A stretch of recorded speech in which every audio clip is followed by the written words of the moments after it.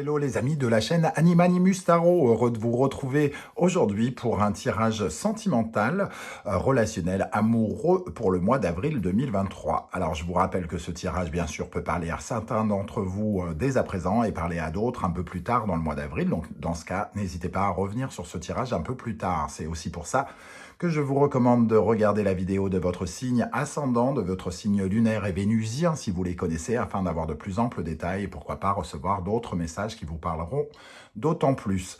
Je vous rappelle bien entendu que c'est un tirage général qui ne va pas parler à tous de la même façon. Vous ne vivez pas tous la même chose, donc prenez bien ces messages avec beaucoup de discernement, uniquement ceux qui vibrent avec ce que vous vivez, bien entendu. Dans la barre d'infos juste en dessous, vous trouverez mon adresse email si vous désirez des renseignements pour les tirages personnalisés. Vous trouverez également différents liens qui vous mèneront vers les guidances que j'ai effectuées pour votre signe récemment, comme par exemple quelle est la bonne surprise qui vous attend en avril 2023. Vous trouverez également la guidance générale que j'ai récemment postée et les messages de vos guides. Voilà, on se retrouve dans quelques instants avec votre signe. À tout de suite. Hello, hello les amis Gémeaux, ascendant Gémeaux, signe lunaire et vénusien en Gémeaux. Bienvenue pour cette guidance sentimentale, relationnelle, amoureuse du mois d'avril 2023. Relationnelle pour toutes les personnes qui n'en ont rien à faire de l'amour et qui n'ont pas de relation et qui n'en veulent pas. Et dans ce cas-là, ça vous parlera peut-être d'une relation amicale, d'une relation familiale, d'une relation, pourquoi pas, professionnelle avec un collègue. Ok, alors on y va avec l'énergie principale ici qui vous accompagnera pendant le mois d'avril. N'oubliez pas de liker, de partager, de vous abonner à la chaîne pour me soutenir. Nous avons le monde qui apparaît inversé. Quand il apparaît inversé, c'est une libération qui ne correspond pas tout à fait à la réalité que l'on attendait. C'est pas la fin que la conclusion de quelque chose comme on l'espérait. Ou alors, ça représente une sorte de retard par rapport à la conclusion de quelque chose, une sorte de un retard, une libération différée où on se débarrasse enfin de derniers blocages un peu plus tard. C'est-à-dire que c'est juste une remise à plus tard. Bon, c'est une carte qui nous parle d'obstacles. On doit surmonter une certaine forme d'obstacle qui nous semble soit plus grand qu'il n'est, ou alors un véritable un mur pour lequel il va falloir y mettre beaucoup plus de volonté. Il peut y avoir une ambiance hostile, une certaine forme de fermeture de quelqu'un ici avec le monde inversé, fermeture, intolérance, quelque chose en tout cas qui peut faire que les choses sont bloquées et ne se concluent pas. Vous n'avez pas la conclusion que vous espériez. Soit elle arrive plus tard, ou soit elle est littéralement bloquée. Alors, on va essayer de voir avec le reste des cartes, et notamment avec l'oracle de l'astrologie de la Lune Noire. Nous avons avec ça Pluton, la transformation. Vous n'êtes pas le seul signe à avoir eu Pluton au même endroit. Pluton, c'est la transformation profonde de quelque chose, et c'est aussi la mort et le commencement. Pluton qui, justement, est en train de changer de signe à partir du 23 mars, va passer de Saturne, du Capricorne, pardon, au Verseau. Et donc, on va passer du vieux au jeune. Et c'est exactement de quoi nous parle Pluton.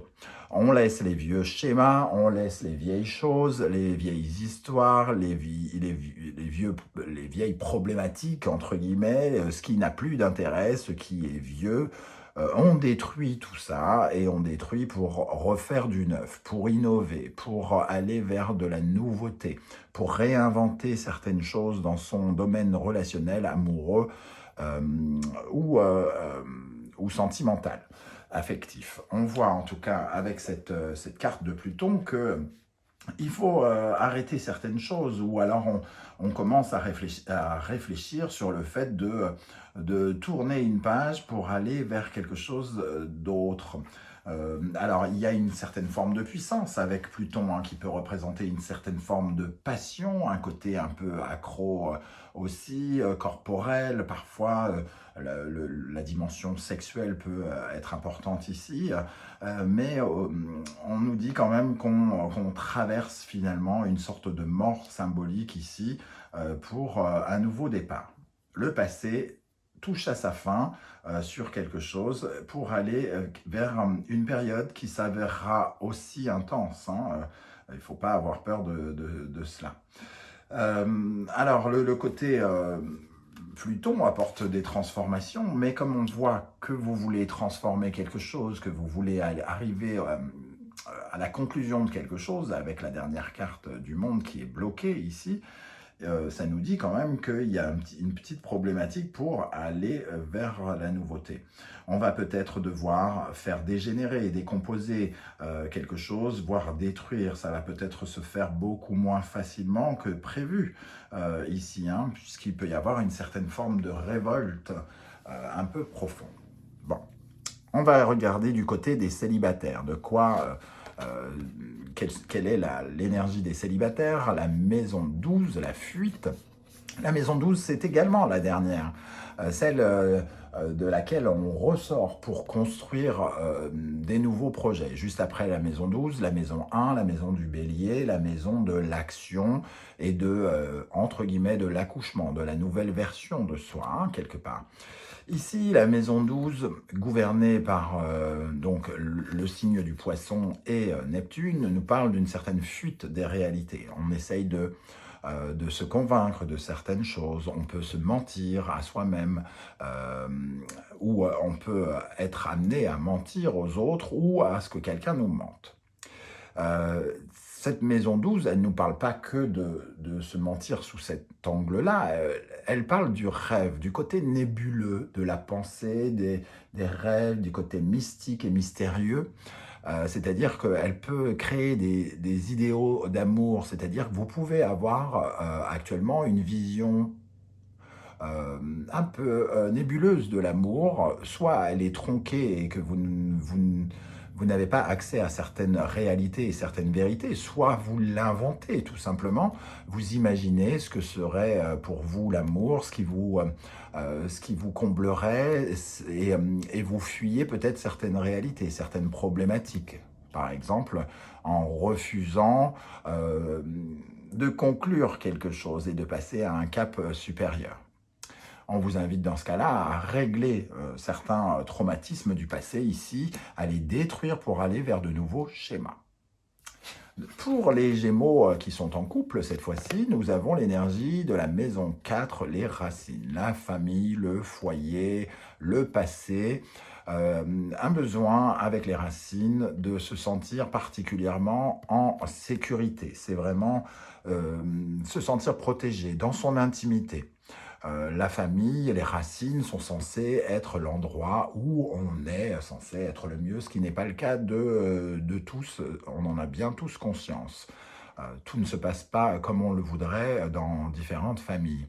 Ici, ça nous parle peut-être d'une volonté de se sentir justement en sécurité ou si ce n'est pas le cas, peut-être d'une zone de brouillard pour essayer d'y arriver. En tout cas, on est particulièrement en contact dans les couples, peut-être avec une certaine forme de stress, d'anxiété, peut-être de peur même. C'est un peu comme s'il y avait des choses du passé qui remontaient à la surface pour faire remonter les émotions, les ressentis.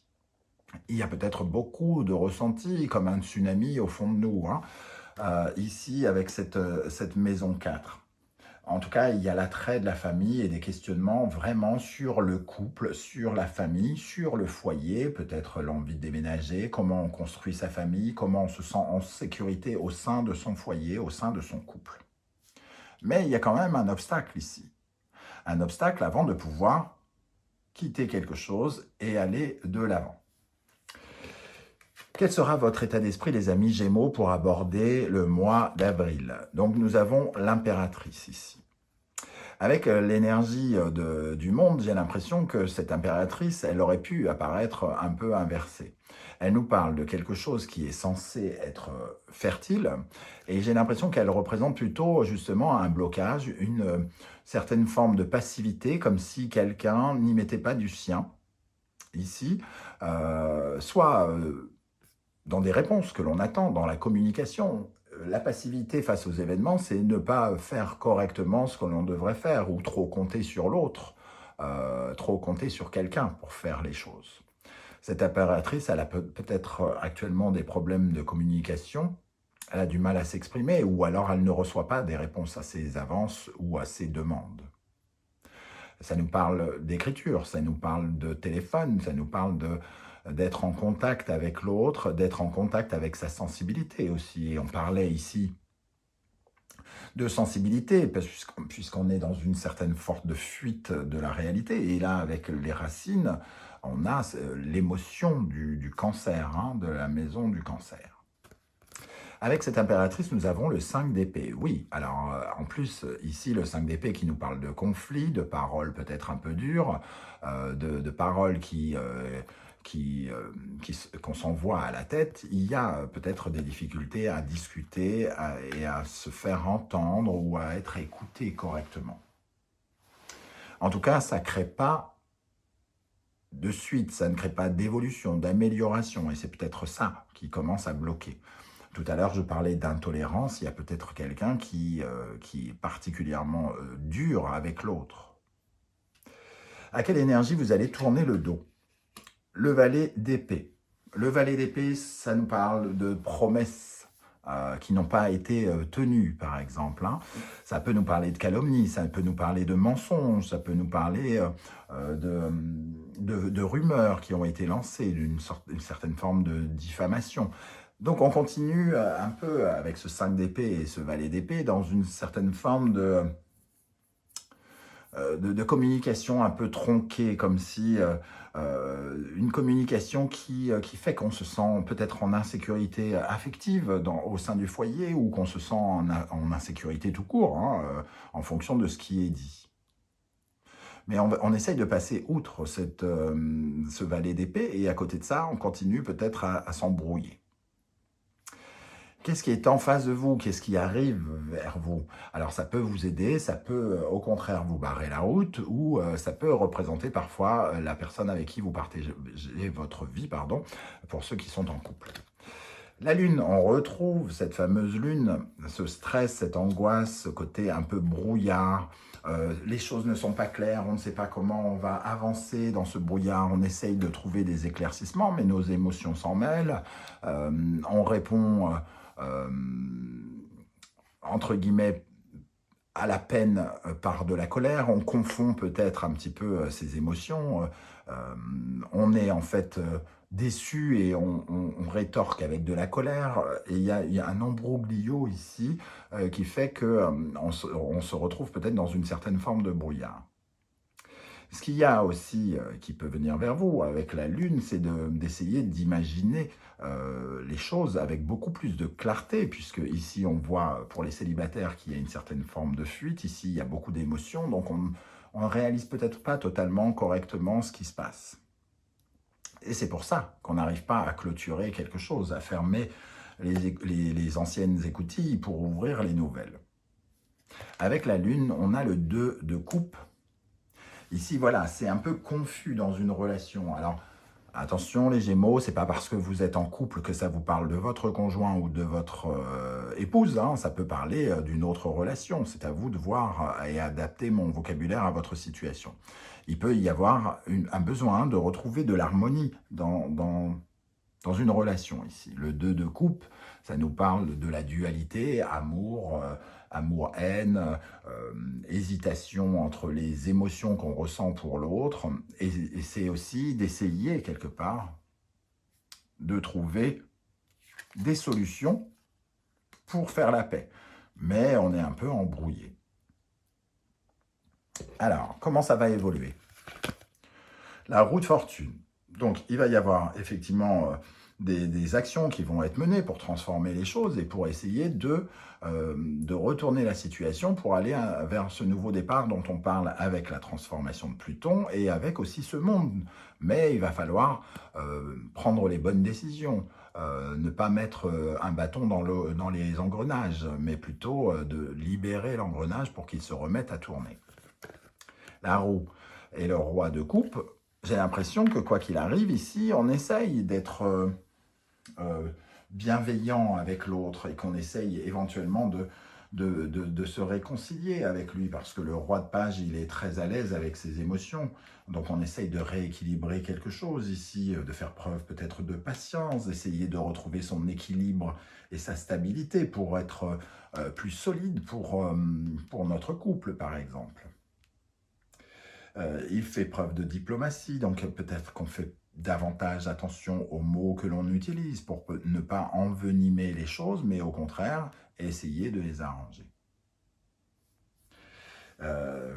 Alors, ici, on fait attention, donc, hein, justement, et on va devoir porter son attention pour ne pas paraître immature, pour ne pas utiliser ses émotions d'une mauvaise manière, et justement pour être plutôt dans de la diplomatie, dans la bienveillance, le respect, l'écoute.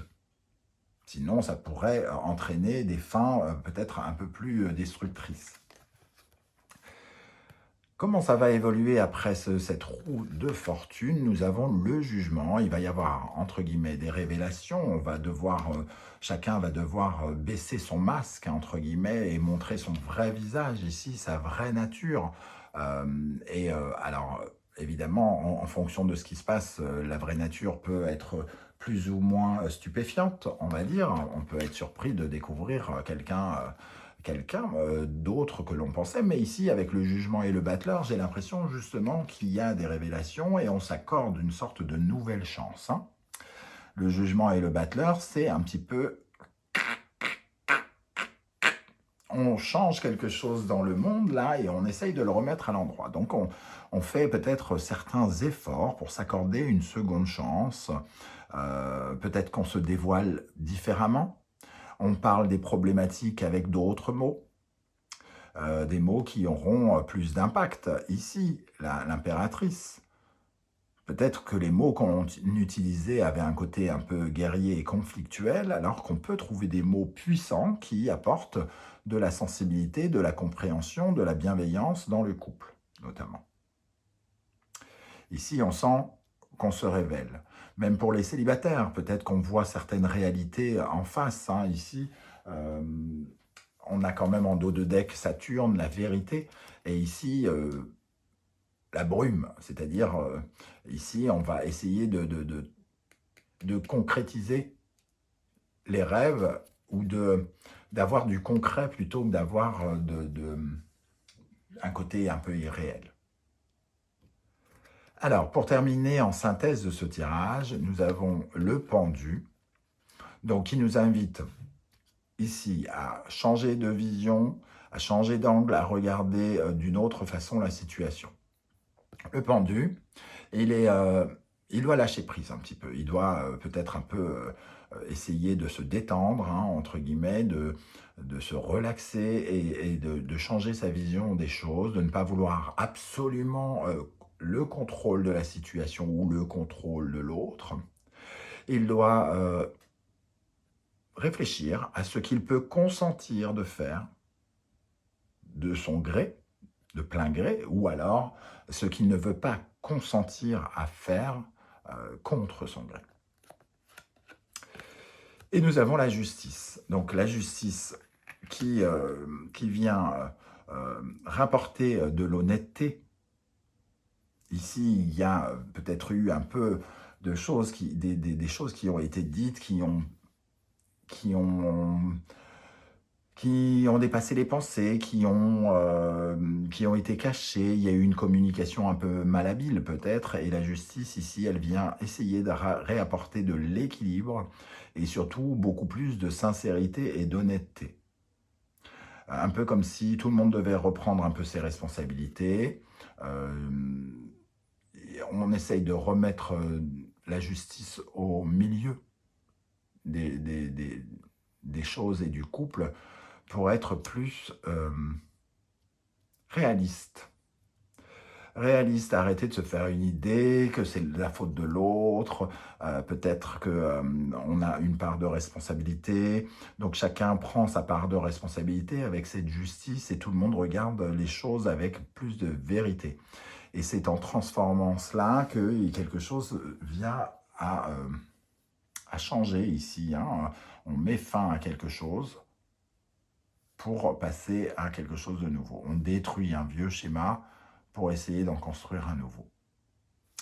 Voilà les amis Gémeaux, comment je ressens ce tirage, je ne sais pas du tout comment ça va vous parler, hein. N'hésitez pas à commenter, à me dire comment ça vibre chez vous, derrière l'écran de l'ordinateur ou du téléphone. J'aurai plaisir à vous lire et à vous répondre. N'oubliez pas de liker cette vidéo, de la partager, de vous abonner, hein, si vous appréciez mon travail ou que vous souhaitez m'encourager. C'est très important pour moi pour avoir de la visibilité. Si vous ne souhaitez pas déballer votre vie, hein, ce qui est tout à fait compréhensible aussi sur YouTube, vous pouvez me laisser un petit émoticône juste pour me dire que vous étiez de passage.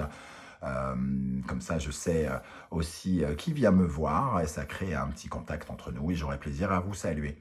On se retrouve très très bientôt pour une nouvelle guidance, cette fois-ci 100% professionnelle. En attendant, prenez bien soin de vous les amis Gémeaux. Merci d'être là et à très très bientôt. Ciao, ciao.